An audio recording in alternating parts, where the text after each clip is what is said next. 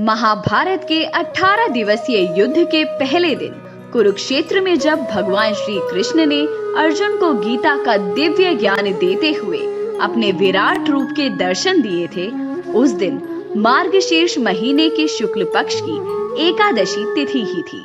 तभी से हर वर्ष गीता जयंती पर्व मनाया जाने लगा। श्री कृष्ण का उपदेश ही गीता का अमृत वचन है।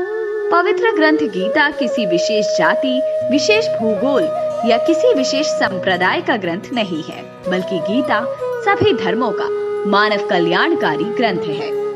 पाश्चात्य जगत में विश्व साहित्य का कोई भी ग्रंथ इतना अधिक उद्धरित नहीं हुआ है जितना भगवद गीता। भगवान कृष्ण ने गीता का उपदेश द्वापर युग में दिया था, लेकिन 5000 वर्ष बीतने के बाद ये आज भी प्रासंगिक है।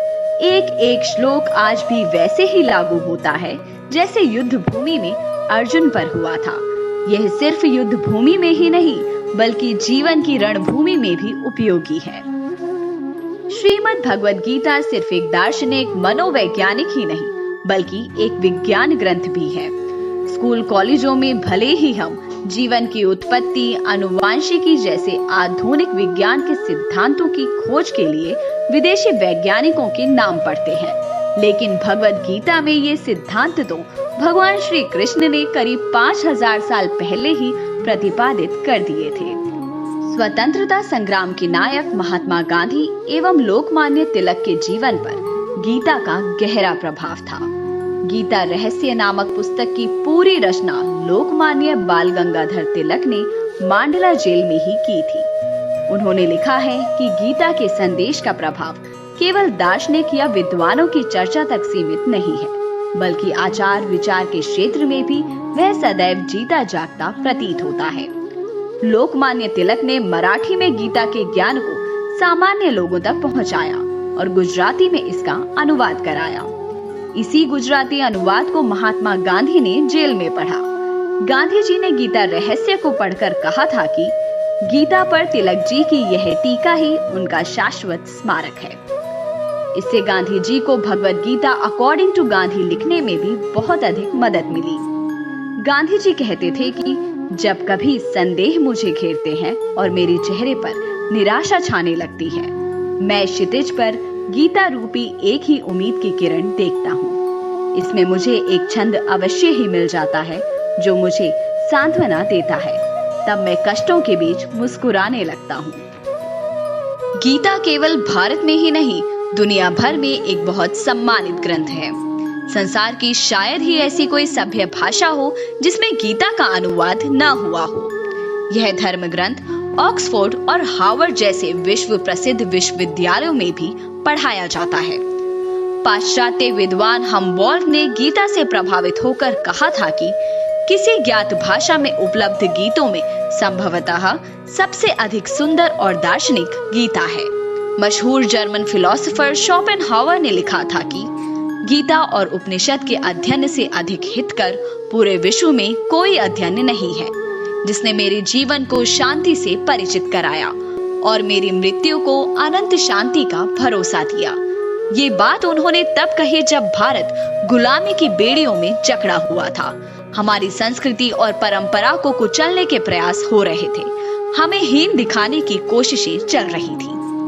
परमाणु बम के जनक माने जाने वाले अमेरिकी वैज्ञानिक ओपेनहाइमर ने गीता को समझने के लिए संस्कृत की शिक्षा ली, क्योंकि वे गीता को उसी की भाषा में समझना चाहते थे। उनका जन्म भले ही एक यहूदी परिवार में हुआ था, लेकिन हिंदू महाकाव्य भगवद गीता के ज्ञान ने उन्हें अपनी ओर आकर्षित कर लिया। ओपेनहाइमर के अनुसार 19वीं शताब्दी में अगर ऐसा कुछ था जो पश्चिमी देश भारत से सीख सकते थे, तो यह गीता का अध्ययन था।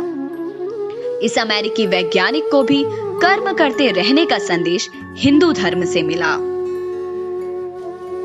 प्रसिद्ध निबंधकार, वक्ता और कवि राल्फ वाल्डो इमर्सन ने कहा था कि मैं भगवद गीता का अत्यंत ऋणी हूँ। यह पहला ग्रंथ है जिसे पढ़कर मुझे लगा कि किसी विराट शक्ति से हमारा संवाद हो रहा है।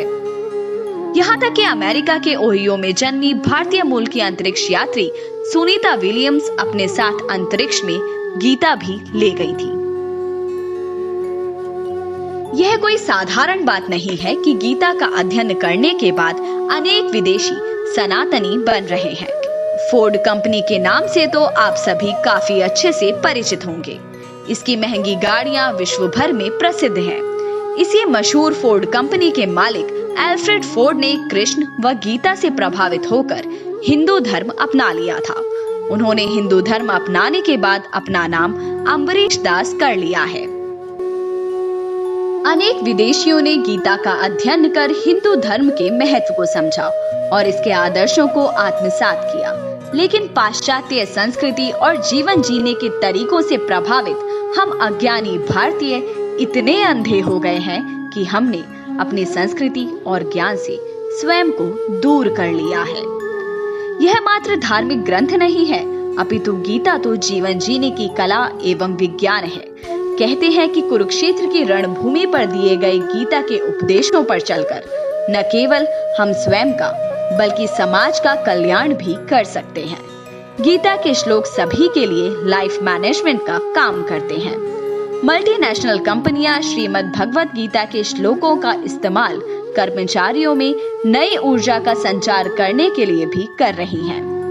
सनातन परंपरा में गौ, गीता, गायत्री और गंगा का अत्यधिक महत्व है और इन सभी में निहित है ज्ञान, विज्ञान और आदर्श जीवन दर्शन। यदि आपको हमारा ये वीडियो पसंद आया तो इसे लाइक करें, शेयर करें और चैनल को सब्सक्राइब करना न भूलें।